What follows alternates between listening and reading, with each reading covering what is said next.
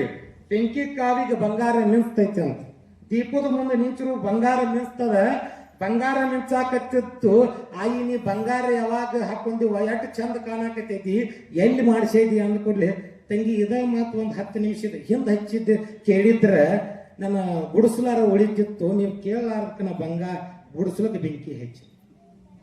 ಅರೆ ಈ ಶರೀರ ಮ್ಯಾಗ ನಾವು ಬಂಗಾರ ಎಷ್ಟು ಹಾಕೊಂಡು ಹೋದ್ರು ಯಪ್ಪ, ಸಾಯೋತಕ ನಾವು ಬಂಗಾರ ಹಾಕೊಂಡ್ರು ಸಹ ಸತ್ತ ಮ್ಯಾಗ ನಮ್ಮ ಬಂಗಾರವನ್ನ ಮೈ ಮ್ಯಾಗ ಬಿಡುದಿಲ್ಲ, ತುಂಡು ಬಟ್ಟೆಗಳನ್ನ ಬಿಡುದಿಲ್ಲ. ಯಾವ ಬಂಗಾರ ನಾವು ಇಲ್ಲೇ ಬಿಟ್ಟು ಹೋಗಬೇಕಾಗ್ತದ. ಆ ಪವಿತ್ರವಾದಂತ ಬಂಗಾರ ಸಾಯುವವರೆಗಳು ಸತ್ರು ನಮ್ಮ ಜೋಡಿ ಇರುವಂತ ಏಕೈಕ ಬಂಗಾರ ಯಾವುದಂದ್ರೆ ಜಗದ್ಗುರು ಕಾಡಸಿದ್ದೇಶ್ವರನ ಅಂಗಾರ ಮಾತ್ರ.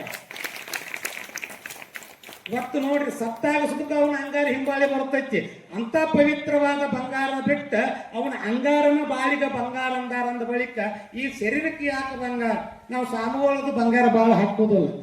ಯಾರು ಬಂಗಾರ ಮ್ಯಾಗ ಹಂಬಲ ಇರ್ತದ ಅವ್ರು ಹಾಕೋತಾರ.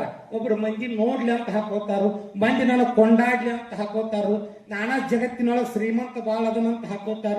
ಯಾರ್ಯಾರು ಹೆಂಗ ಹಾಕೋತಾರೋ. ಆದ್ರೆ ಅಪ್ಪ ಪವಿತ್ರವಾಗಿರ್ತಕ್ಕಂಥ ಈ ಬಂಗಾರದಂತ ಪವಿತ್ರವಾದ ಈ ಮನುಷ್ಯ ಜನ್ಮ ಮುಕ್ತಿ ಸಿಗಬೇಕಾದ್ರೆ ಬಂಗಾರ ಬೆಳ್ಳಿ ಸಿರಿ ಸಂಪತ್ತು ಗಳಿಸಿದ್ರೆ ಸಿಗುದಿಲ್ಲ, ಯಾವುದೂ ಬರುವುದಿಲ್ಲ. ನಮ್ಮ ಜೊತೆಗೆ ಬರತಕ್ಕಂಥದ್ದು ಏನಪ್ಪಾ ಅಂತಂದ್ರೆ ಕರೆದು ನೀ ಯಾರಿಗೆ ಅನ್ನದಾನವನ್ನ ಮಾಡಿದ್ದು, ಸಾಧು ಸತ್ಪುರುಷರ ದರ್ಶನ ಪಡೆದೇದು, ಅವ್ರ ಆಶೀರ್ವಾದ ಪಡೆದೇದು, ನೀ ಯಾವತ್ತು ಕಾಡಸಿದ್ದೇಶ್ವರನ ಕೂತ್ರು ನಿಂತರು ಅವ್ನು ಧ್ಯಾನ ಮಾಡಿದ್ದು, ಅದೇ ಒಂದೇ ಬರುದು, ಮತ್ಯಾವುದು ಬರುದಿಲ್ಲ. ಯಾಕೆ